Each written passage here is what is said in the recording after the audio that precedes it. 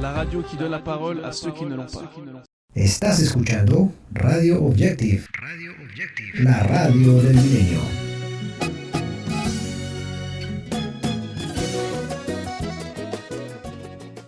Ravi de vous retrouver en ce mardi 24 septembre 2019 sur Radio S'enchaîne. Nous sommes en direct et il est 11h et vous êtes avec Dave. Aujourd'hui, c'est notre deuxième émission consacrée à l'ODD, Objectif de développement durable, en partenariat avec Objectif Radio ainsi que l'Université de San Alfonso en Colombie. Fabio Ramirez Cortés, initiateur de cette alliance, est présent dans notre studio ainsi que Vince Facciani, responsable de l'association Carrefour Rue qui englobe Radio S'enchaîne, ainsi que Roy à la technique. Alors pourquoi Vince nous fait l'honneur de venir au studio ce matin ? Tout simplement parce que lors de l'émission précédente, il y a 2 semaines, Fabio m'a posé quelques questions par rapport à Carrefour Rue et je trouvais plus approprié d'inviter la personne qui est la plus adéquate pour parler de cette belle association qui, depuis plus de 40 ans, œuvre pour aider les gens les plus démunis à Genève. Bonjour Vince, bonjour Fabio, comment vous allez ? Bonjour, on va très bien et puis bonjour à tous les auditeurs. J'espère que vous allez écouter cette émission avec enthousiasme et force. Il le faut. Alors Fabio, que voulais-tu savoir de plus sur Carrefour Rue et Radio S'enchaîne ? Bonjour à tout le monde, bonjour Vince. Bonjour. C'est bien que tu sois là. Et j'avais des questions, mais surtout pour connaître un petit peu plus Carrefour Rue. Alors pour moi, Carrefour Rue, c'est une mini-civilisation.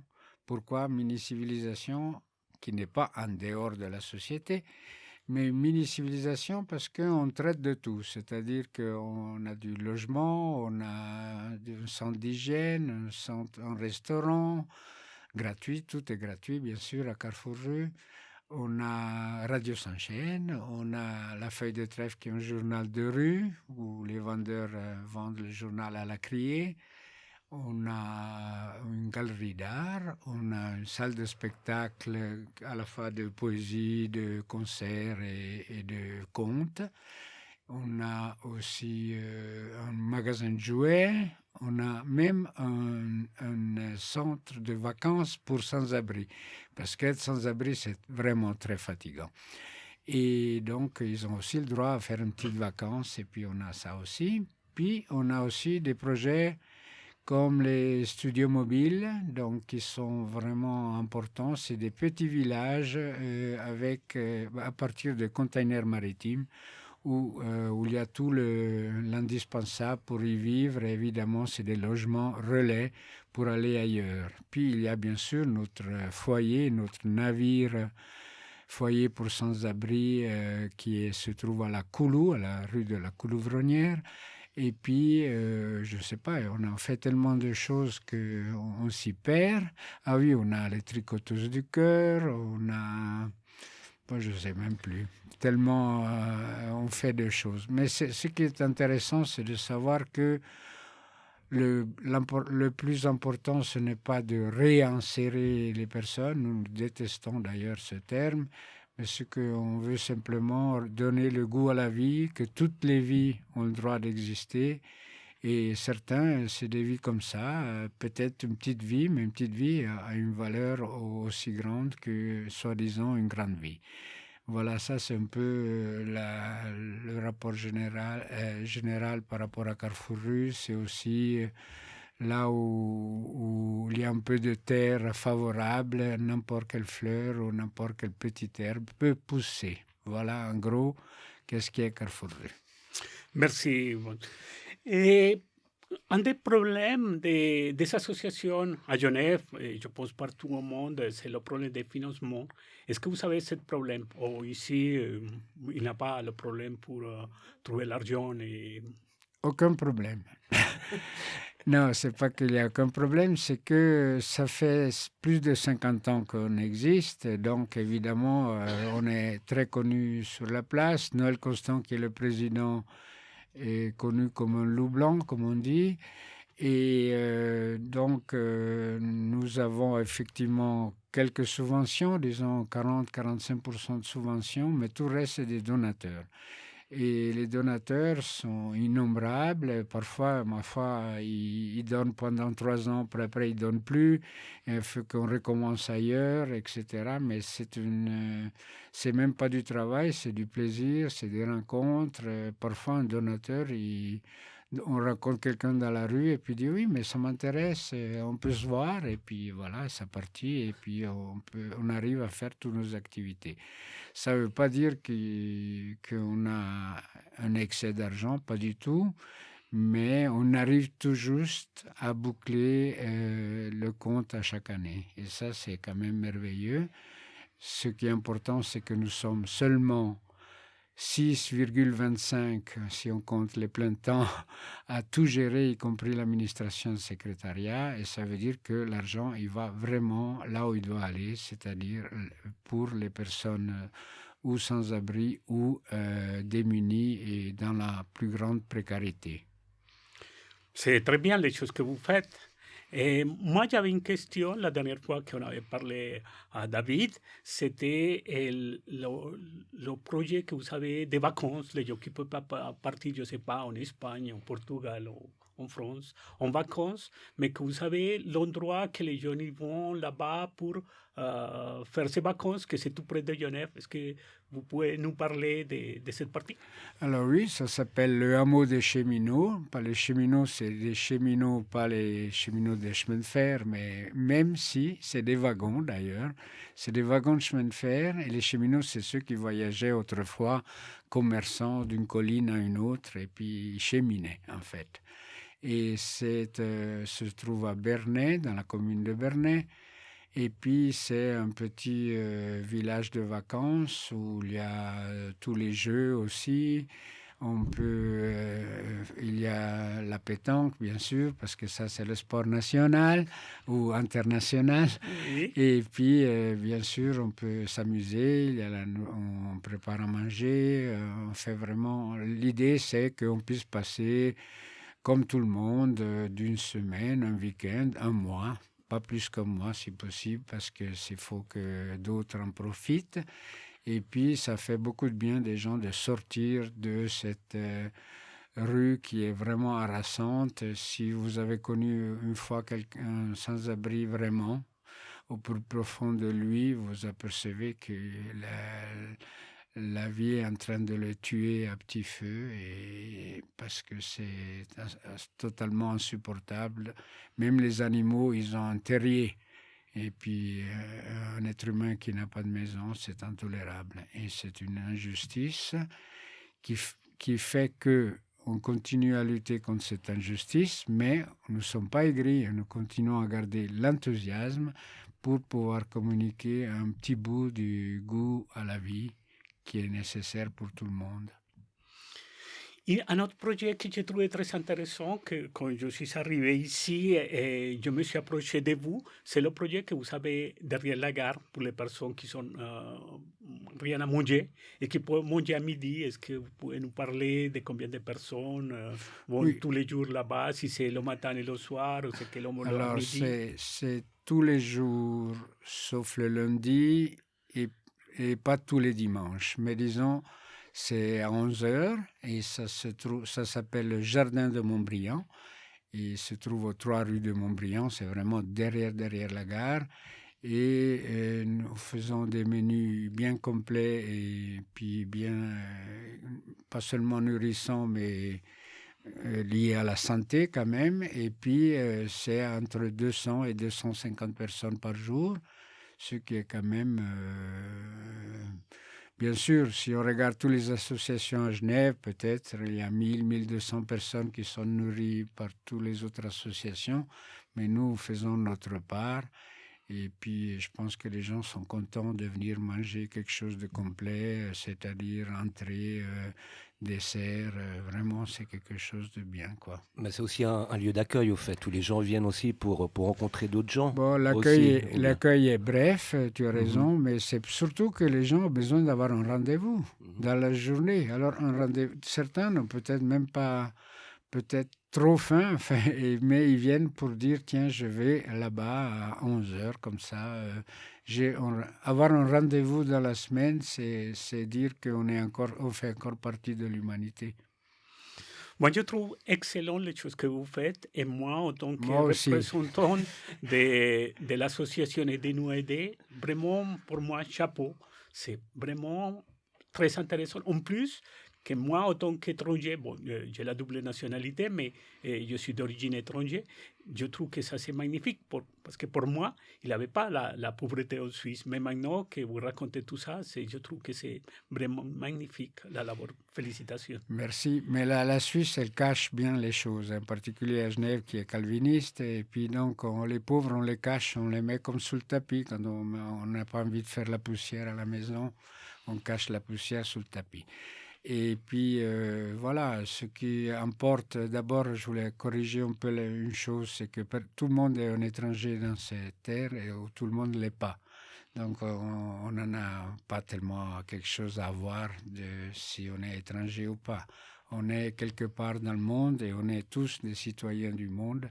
Et puis là, on se trouve, on essaye de donner du sens un petit peu à sa vie. Très bien, merci beaucoup. Merci à vous et continuez cette belle collaboration. C'est, comme David a dit, une alliance. Et je pense que c'est ça qui est intéressant. Le mélange de cette émission espagnole et puis castillan, on devrait dire, et français est intéressant. Et puis le fait d'être écouté en Colombie et ailleurs, bien sûr, ça a une certaine collaboration parce que il y a ces thèmes d'économie durable nous emportent beaucoup dans une planète qui est en train d'être essoufflée par l'être humain qui est la personne la plus destructrice de la nature. Ouais. D'ailleurs, on va parler de plastique tout à l'heure. Ouais. Dans notre programme, on a une partie que c'est le plastique, le recyclage. C'est très bien, c'est une bonne idée. Moi, je vais vous laisser parce que j'ai quelques petites choses à faire.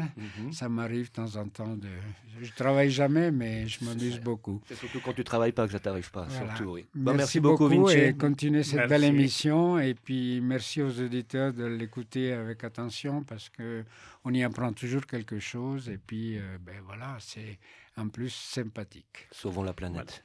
Voilà. Merci ou essayons. Merci beaucoup. Merci, Vinci. Merci.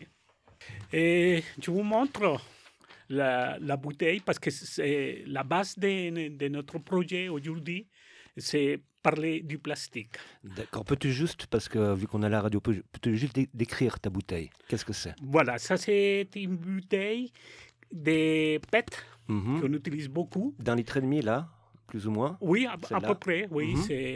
Et puis, on va la remplir avec des plastiques douces.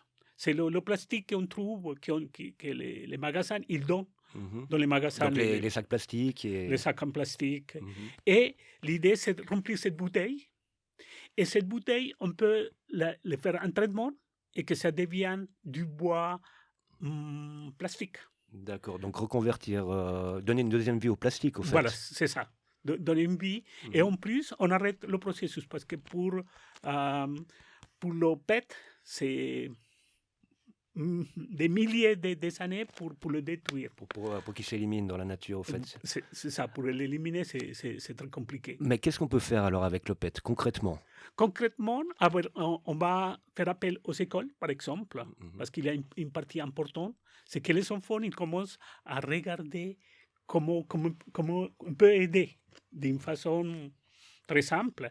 Alors les enfants, ils peuvent remplir les bouteilles. On est en train de faire des contacts avec les entreprises qui peuvent faire le compact, le mettre ensemble pour produire le bois plastique. Et on a une partie qui est importante parce qu'on ne va pas utiliser énormément du bois. Ça, on est en train de tuer la planète. On a regardé le problème à l'Amazon. Voilà, il n'y a bientôt plus d'arbres, bientôt, si on continue à ce rythme-là, tout brûler. Alors, ça, c'est très grave. Mais l'autre partie, c'est que les enfants, ils apprennent aussi, ça c'est super bien. Mais ce n'est pas que les enfants. Nous aussi, on doit faire cette partie que c'est très importante pour sauver la planète. Alors, ça, c'est très important. Et ça, c'est notre projet qu'on va lancer. On va le lancer avec vous. J'entends bien avec Carrefour Rue. Radio Sonchaine avec nous. Ouais. Avec Radio Sonchaine, parce que bon, la publicité de tout notre projet, on va le faire à travers nos différents... les différents médias qu'on a de diffusion. Voilà, et comme ça, les gens ils peuvent faire, et on va faire quelque chose de très important. Ça, c'est une idée que j'ai regardée en Colombie. Il y a une ville qui s'appelle Medellín, c'est très connu. Très connu. Qui ne connaît pas Medellín? Voilà. Alors, ils ont commencé avec ce projet, ils le font aussi avec les écoles. Alors, je dis, pourquoi pas le faire ici. Alors moi-même, j'écris pour demander, ils ont dit, vous êtes libre de faire les choses, alors je dis, pourquoi pas, une idée comme ça, c'est bien. Bon, la Colombie, je dois dire qu'ils sont en train de faire des savons dans cette partie-là. Une autre chose qu'ils ont fait, ils ont pris les bouteilles de PET, ils les ont remplies avec le sable, et ça sert pour faire les murs des maisons. Ah ouais. Alors ça c'est... D'accord, pas mal. Mais il y a pas mal de choses qui viennent de par les enfants, cette prise de conscience sur la destruction, la pollution, sur cette couche d'ozone, sur la destruction qu'on est en train de faire sur la planète. Il n'y a qu'à voir encore le week-end passé, toutes ces manifestations qu'il y a eu pour justement tout l'environnement. Et c'est parti des jeunes. C'est parti au fait des jeunes, comme je ne sais plus si elle est norvégienne ou elle est suédoise, non? Oui, les suédoises, voilà, ouais. où elle va aux Nations Unies, carrément parler avec les gros dirigeants. Mais ouais. c'est une enfant, et au fait, j'ai l'impression que tout le mouvement vient en fait de la jeunesse, et que maintenant, enfin, l'adulte commence à avoir cette prise de conscience. Mais comment tu peux expliquer que c'est les enfants qui se révoltent avant les adultes? Parce que moi, je pense, je parle en tant qu'adulte. Pour moi, ce n'était pas très important dans un moment de ma vie économiser l'eau, par exemple. Ouais. Faire le recyclage, c'était quoi ça? Dans ma tête, à ce moment-là, je disais, ça sert à quoi? Ouais. De toute façon, il va mélanger tout. Ça sert à quoi de séparer de faire les tri, choses? De faire des... Ça, pour moi, ce n'était pas très important. Mais maintenant, je vois les problèmes qu'on a, par exemple, les endroits que c'est la chaleur impressionnante, c'est toujours l'été, mais avec des chaleurs impressionnantes, qui sont problèmes d'avoir l'eau. Ouais. Alors, je me suis dit, je dois commencer à faire quelque chose. Et on est en train de faire des choses, les bouteilles de PET. On a un autre projet aussi dans le recyclage, c'est les capsules de café. Ah, oui. Qu'on va faire des bijoux, par exemple. C'est faire une deuxième vie de ça qu'il a le problème. Et en plus, c'est des beaux bijoux. Je les ai vus là, il y a 1 mois ou 2 mois en arrière. On peut faire des trucs magnifiques en bijoux avec des capsules de café. Oui, c'est incroyable. C'est quelque chose qu'on fait super bien. Et encore une fois, on est en train d'aider la planète. Ça, c'est très important. J'ai téléphoné à Nespresso et puis ils ont dit, nous avons notre propre système de recyclage. Et ça, c'est vrai. Mais le problème, c'est que pas tout le monde recycle. Alors, c'est ça le problème. Et puis, de cette façon-là, on va aider cette partie que c'est très important. On a un autre problème grave aussi, c'est les océans. Ouais. Il y a plein de plastique.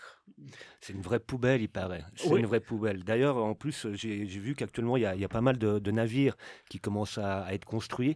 Il y en a un navire révolutionnaire pour nettoyer les océans, le Manta, qui est le premier navire hauturier, c'est-à-dire c'était comme un catamaran, capable de collecter et de traiter un flux continu de grandes quantités de macro-déchets plastiques flottant à la surface des océans. Il y a un autre bateau aussi d'Ocean Cleanup. Enfin, il y a vraiment une prise de conscience qui est par rapport à ça pour nettoyer les océans et récupérer ce plastique. Parce qu'il paraît que c'est une vraie poubelle, là. Oui, l'océan.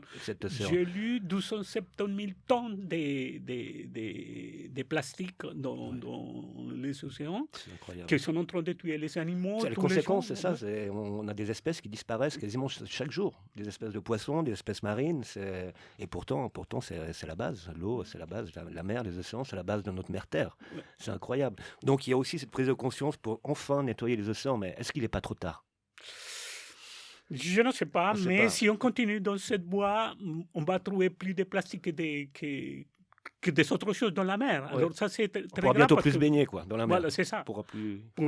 Avec la quantité qu'on a de normes, je pense que tout le monde doit mettre son petit Ouais, grain de sable exactement. pour essayer de faire quelque chose. Puis plus de 6 milliards de grains de sable, ça peut le faire, hein. On, Voilà. on peut commencer à nettoyer un peu la planète. Voilà, alors c'est Ok. ça, c'est notre projet qu'on Mhm, espère le faire tout le monde. Je te remercie parce que vous ouvrez les portes et on peut mhm. faire quelque chose ensemble, Ouais.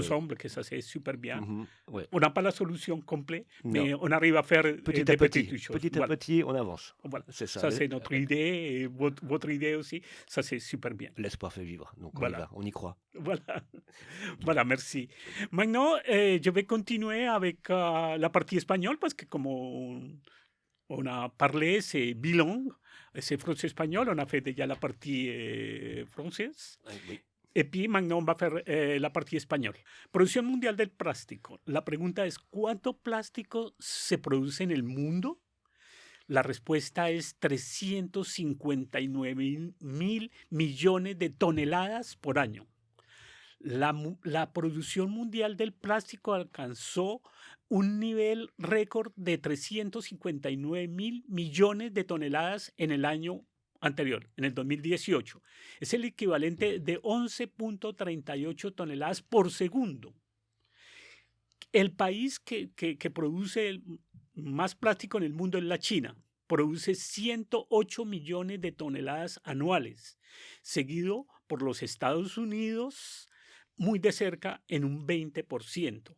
Por otro lado, en el conjunto de África, Oriente Medio, solo se produce el 7% y el 5% en América Latina.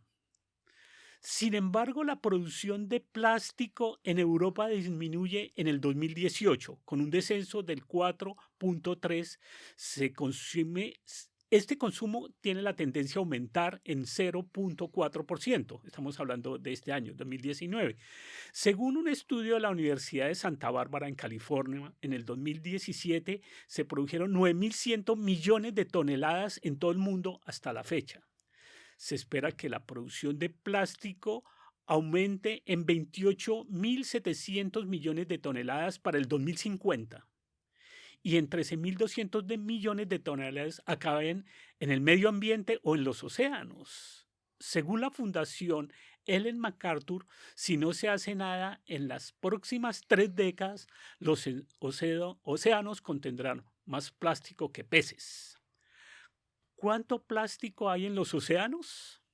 Según un estudio internacional de la BBC Mundo, concluyó que hay más de 5 billones de trozos de plástico con un peso aproximado de 270.000 toneladas.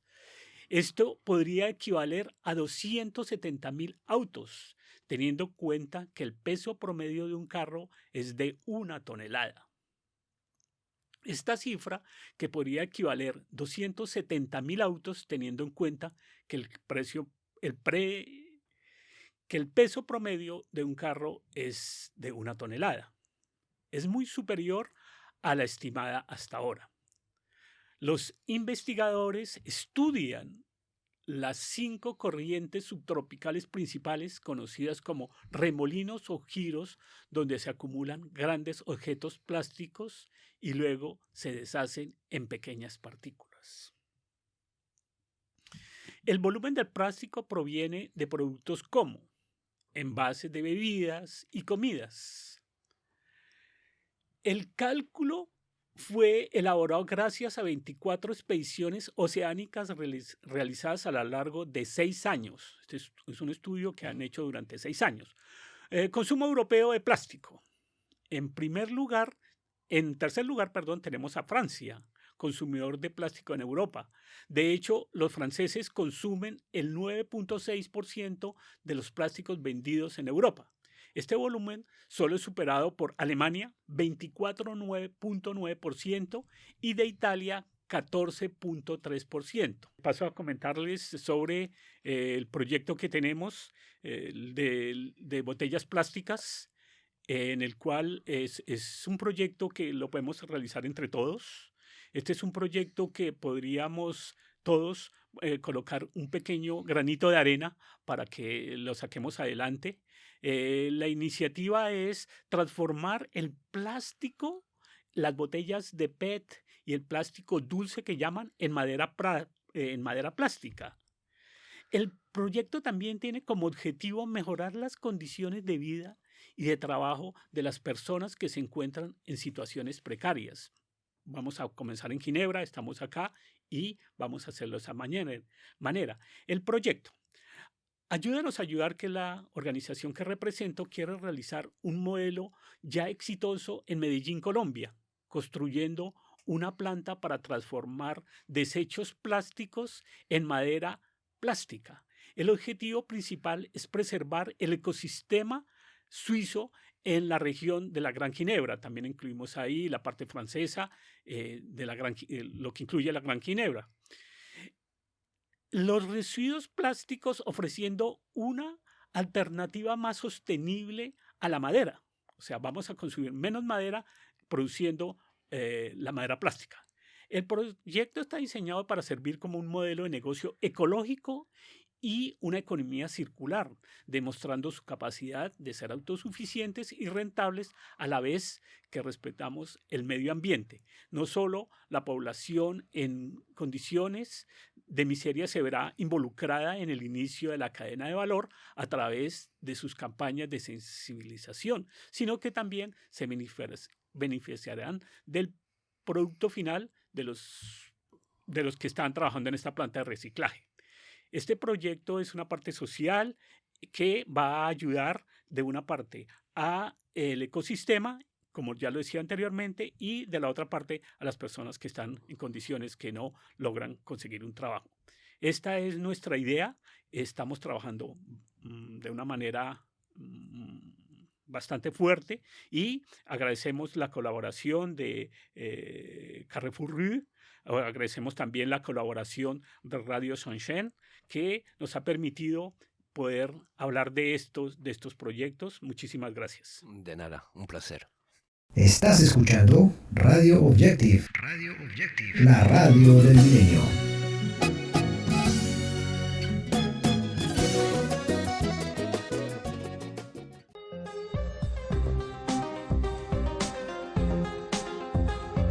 La radio qui donne la parole à ceux qui ne l'ont pas.